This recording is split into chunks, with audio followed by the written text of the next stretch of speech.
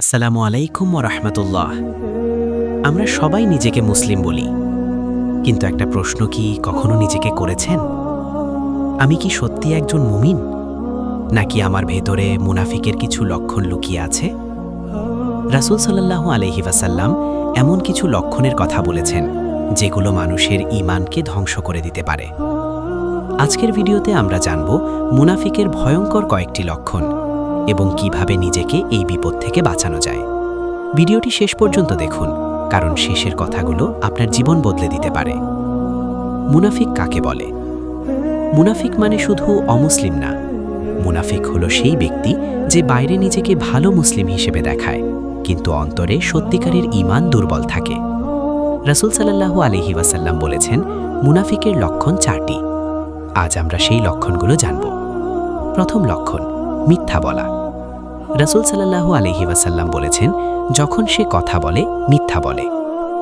আজকাল অনেকেই ছোট ছোট বিষয়েও মিথ্যা বলে, বন্ধুর কাছে, পরিবারের কাছে, এমনকি সোশ্যাল মিডিয়াতেও।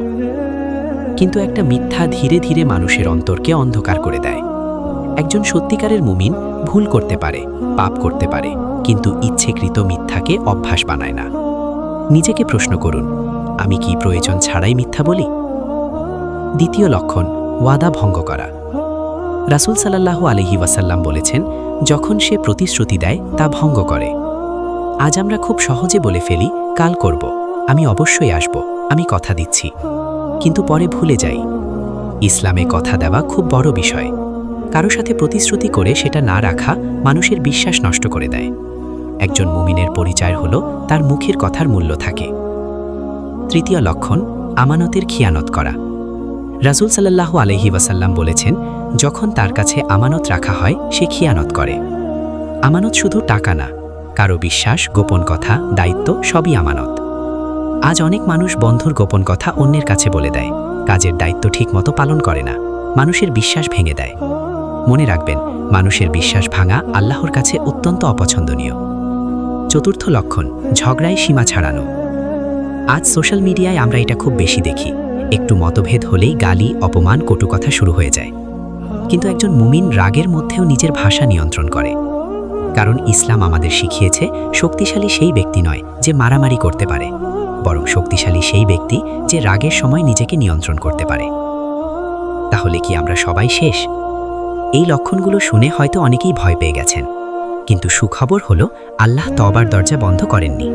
মানুষ ভুল করতে পারে, কিন্তু ভুল বুঝে আল্লাহর কাছে ফিরে আসাটাই সবচেয়ে গুরুত্বপূর্ণ। আজ থেকেই চেষ্টা করুন সত্য কথা বলার, কথা রাখার, মানুষের বিশ্বাস রক্ষা করার, রাগ নিয়ন্ত্রণ করার।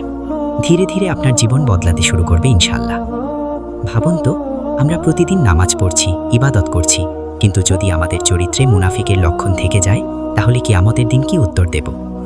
আজ রাতেই নিজের হৃদয়কে প্রশ্ন করুন, আমি কি সত্যিই আল্লাহকে সন্তুষ্ট করার জন্য জীবন কাটাচ্ছি? আল্লাহ যেন আমাদের সবাইকে সত্যিকারের মুমিন বানান। আমিন। ভিডিওটি যদি আপনার হৃদয় স্পর্শ করে থাকে, তাহলে অবশ্যই ভিডিওটি লাইক করুন এবং এমন ইসলামিক ভিডিও পেতে চ্যানেলটি সাবস্ক্রাইব করুন। আর কমেন্টে লিখুন, আল্লাহ আমাদের হেফাজত করুন। আসসালামু আলাইকুম ওয়া রাহমাতুল্লাহ।